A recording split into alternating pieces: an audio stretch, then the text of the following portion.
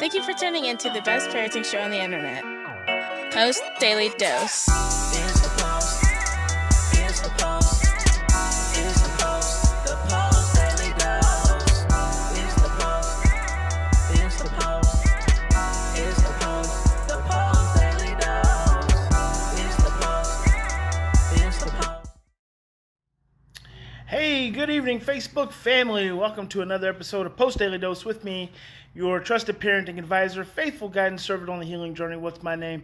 Big Papa Brian+Post. Hope everyone is doing fantastic on this tremendous Thursday. My days have kind of ran all kind of together. And I'm glad to be back here with you guys to close out the week. Obviously, we have tomorrow, and I'm pretty sure I'll be here with you. Just been on the road a lot. I have been doing some moving, spent some time with Mimi, and it's just today I've had probably 50 phone calls plus a couple of meetings. Just been madness. And then Seth, who's my lead coach up in Crescent City, who we've probably talked 10 times today, he's like, what is going on? And I'm like, it's a full moon. It's a full moon. Hello, Julia. So if it's absolutely crazy in your neck of the woods, it's because of the full moon. Blame it on the gravity. Without fail, it happens over and over and over. Hello there, Mimi. And I've been seeing it for years. People think it's a weird thing, but literally there is something about the pull of gravity and the full moon and how it makes many of us crazy, which kind of brings me to the topic for tonight, but also a post that I saw from my friend Belle Sweeney just as I was signing on with you guys. Hello, Tracy in New Jersey. And it's the many faces of mindfulness. And Belle was saying, kind of a big shout out to all the teachers in the schools who recognize that there's COVID and there's fires and it's snowing ashes and there's evacuees. And from that state of awareness and mindfulness that kids are stressed and parents are stressed and families are stressed and communities are freaking stressed, and school and education drops down on the priority list when we're in survival. I want you to think about that for a moment. Education drops down on the survival list drops down in the priority list when we're in survival. Carrie says chaos here too. Well, bless you, Carrie, and all your family. And what's up, Julia? And hello, Ed. You guys, I hope you guys are doing well in Nova Scotia. So the thing is, and as I said that, it triggered another thought. A lot of times, and this is mindfulness. We're not always mindful of the fact that if you're a school teacher, and I sat on an IEP yesterday for probably 45 minutes. It was a real snooze fest, mind you, but we got through it. If you're an educator and that is your livelihood and that's your job, and it's funny, now I'm going to bring that back around to my conversation with Seth just a couple days ago. Your job as an educator is tied into your very survival. And so then if you expand that out to the bigger entities of schools, there's a lot of stress that gets created around needing to make sure children are getting their education, because that is rooted in survival. So think about that. Think about how as educators, your own financial stress, your own family stress, your own community stress, the stress of our society when it comes to, all the virtual learning and the this and the that. Hey, thank you, Gina, for this 100 stars. And hello there, Johnny, Michigan girl, checking in. When all of that is tied in and anchored to your own very survival, it really changes things. And it could potentially make it really, really difficult to be mindful. Now, Seth called me yesterday, as a matter of fact, and he was like, whoa, and he's an educator by training too, and he's one of my lead coaches, and super, super knowledgeable, outside of the box, experienced guy. And he's like, whoa, what do we do with these kids who, they're going along pretty good, and then they just decide they don't want to do school anymore? How do we work with this? And, how do we support these parents to support these kids? And, I can just feel his anxiety through the phone, which is a beautiful thing. Tracy, absolutely, Maslow's hierarchy of needs. Education is not one of those. We forget about that. Basic survival. Education just happens to drop on the priority list. Not that education is not important. Not saying that. Just saying, when you're in freaking crisis, when you're in freaking survival, not many of you decide to just sit down and read a book. Some of you may be, but most of us don't, because it's just too freaking stressful. So Seth's anxiety was sky high, and I was smiling because maybe I'm not supposed to smile when someone's anxiety is that high. But yeah, absolutely, being a teacher is stressful, especially during this day and time. But I started smiling because I could feel how high his anxiety was, but I knew it was rooted in his own persona as an educator, and this challenge with especially our gifted children who really struggle with school in these moment-to-moment scenarios. So his anxiety was really tied into this, and he was like, the fear to love thing, I love it, it's so good, but then when this kind of situation happens, what do you do? And so it's like, we think that this fear to love model, this love-based model that I'm always preaching about, we think that it's situational. It's not situational. This is a life process. And so the first thing I did after I giggled a little bit, and I said, the first thing I want to do, Seth, is I want to just acknowledge for you that it is really, really stressful for you to have kids who potentially struggle with school, because that's tied into who you are, the essence of who you are, and you let that reflect back on who you are. And as soon as I said that, he was like, yeah. And so it's just like acknowledging for just a moment, whoa, hold up, homeboy. Yes, there are struggles, and yes, there are issues, but this isn't about you. This isn't to be taken personally by you. So that's the first thing that we address. Kimberly says, I told the teacher about my stress, and he told me it was my fault. My kids were not succeeding. Basically, he told me, yeah, so that's the thing. And so that's so sad. It's so sad. It's so unfortunate that all we tend to want to do is place blame. And so all of a sudden, when kids aren't doing what they need to do, then the teachers blame the parents, and then the parents turn around and blame the kids, and then guess what? We're just all mired in this big game of blame. And you know what? It totally lacks any mindfulness. None of us are slowing down for just a moment, and this is what I said to Seth. After I acknowledged his own anxiety and his stress, I said, now first of all, let's keep in mind, these kids aren't even in their families. Some of these kids aren't even in their homes. Right? Some of these kids have just went through some kind of enormous stressor, some big trauma.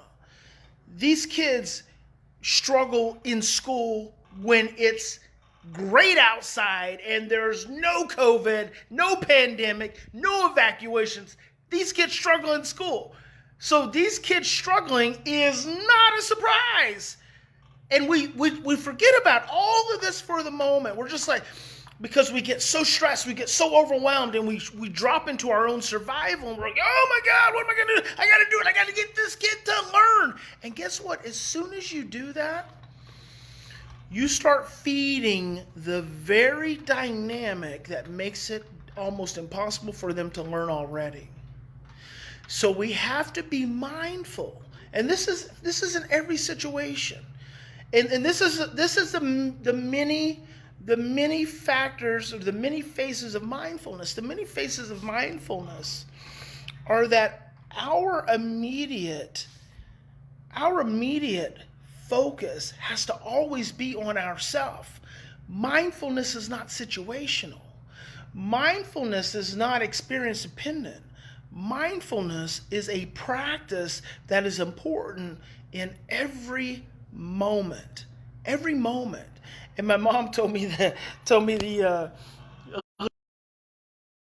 about my uncle almost getting into it. My uncle's like 60 years old, almost getting into a fight with this man at the grocery store because the man was standing too close to him. And when he asked the man to back up, the man started cussing him. And then all of a sudden, they just all got stressed out.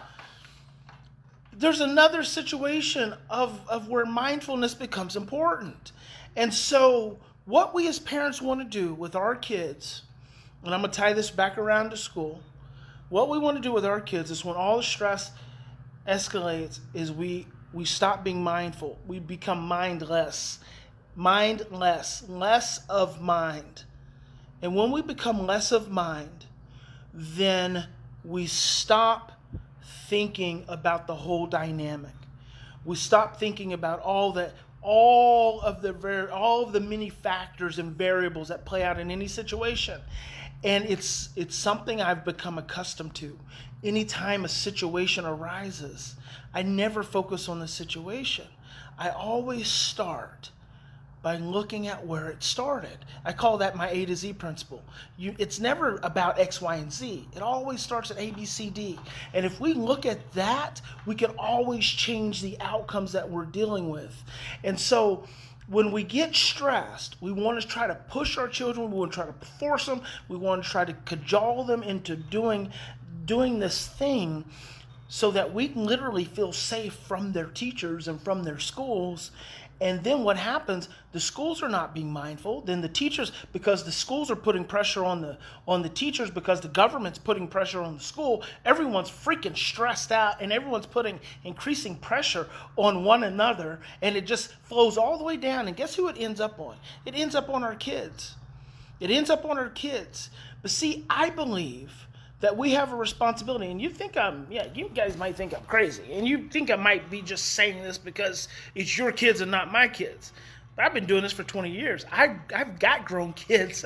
All my kids are almost grown. That means I've done this with all of my kids. School, although important, I've got all the education. Never the priority.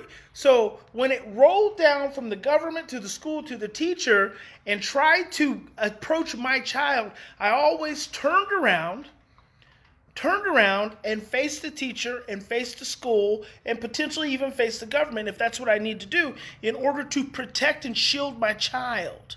My child's emotional health is always number one because I understand and I know that if my child's emotional health is intact and if my child is regulated, then they're going to be able to learn, because isn't that at the end of the day, isn't that really the goal for our children to be able to learn? See, we forget about that.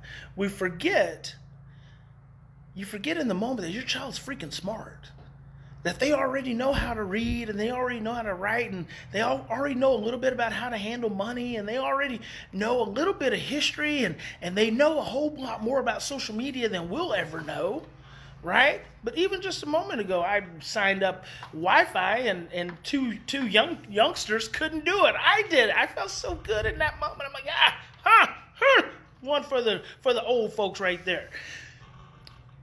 We forget that it is our responsibility as parents to protect our children, and we can't worry about the teachers. We can't. I love all my teachers. I mean, some of my coaches are teachers. We can't worry about the teachers. They got to deal with their own stress. They got to deal with their school, and they got to deal with the government. We've got to raise our children, and we've got to protect them. We have to be an advocate. We have to fight for them. And you know what? In that moment, there's a daggum mosquito. Mosquitoes freaking love me. I have the sweetest meat ever. In that moment, when our children need us, when they are stressed and they can't do their schoolwork in that moment, you don't have to get scared and overwhelmed and afraid that they're never going to learn, because that just creates a dynamic to where you literally start creating more stress. All you've got to do is back up, slow down, take a break, say get off of it, shut it down, don't even get on it today, move away from it, we'll deal with it later, let me do some of it. You see, I just knocked down 5 different things you can do. And you don't do that, this is important, and I'm going to close this thing out. You don't do that as a means to an end.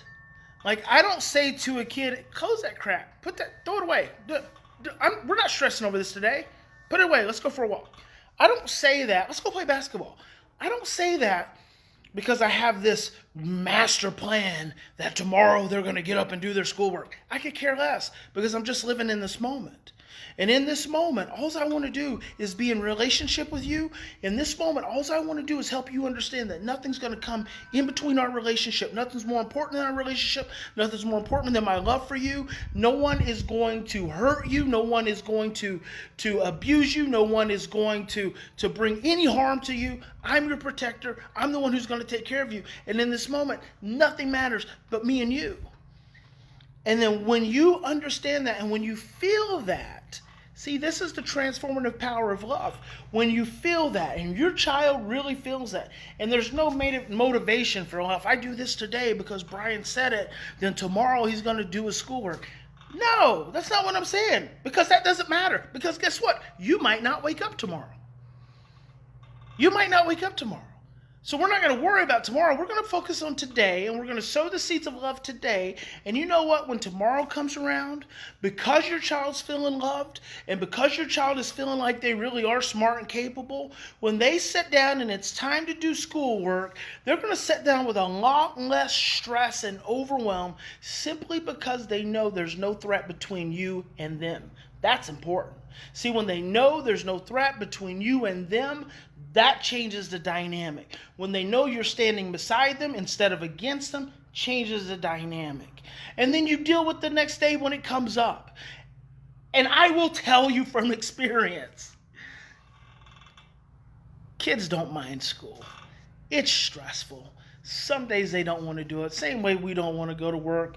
We call in sometimes. We don't want to do it. Some days I don't do the daily dose. Some days I don't want to answer phones, even though I do. Well, maybe I don't answer them all the time, but we do it. But guess what? We're adults. And we have to learn through childhood that we can have those times and those moments where we can collapse because we're still kids and we're still learning and we're still young. And some of your kids, oh my God, they've only been in the world 10 years. They've only been in the world 5 years. They've only been in the world 3 years. They've only been in the world 15 years. How? That's no time. That's no time, considering that I've been in this world 47 years. So give yourself a break and then give your child a break, and don't let any sucker convince you that you're going to get in trouble. Because you done been raised by your mama and your daddy. I used to be quick to tell people that. Hey, I got a mom and a daddy. You don't talk to me like you're my mom, my daddy, because you're not. And you're not going to threaten me. You're just not, because it's not going to hold up, because threats never hold up, because the only thing you can do with threat is try to increase more threat. And then at some point, and see, this is why I always, I kind of get into it with parents about the whole punishment thing, is you can only punish so much for so long. By the time they get to adolescence, if all you've been doing is operating on punishment, you're not going to punish any further. Well, it's the same way with parents, especially these days and times. Schools can't do anything but threaten. That's all they're going to do. You're not alone. You're one of at least 20 other parents in any given school with a child who struggles. So don't succumb to the threats, because that just triggers your own mom and dad issues, which, we all are fearful of our moms and dads, more or less, especially when we're children. So mindfulness, slow down, pay attention, listen, understand, focus on the moment. Let tomorrow take care of tomorrow.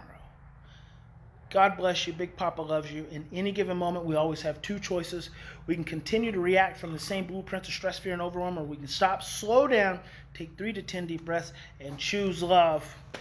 Thought I felt another mosquito. Love you guys. We'll see you tomorrow.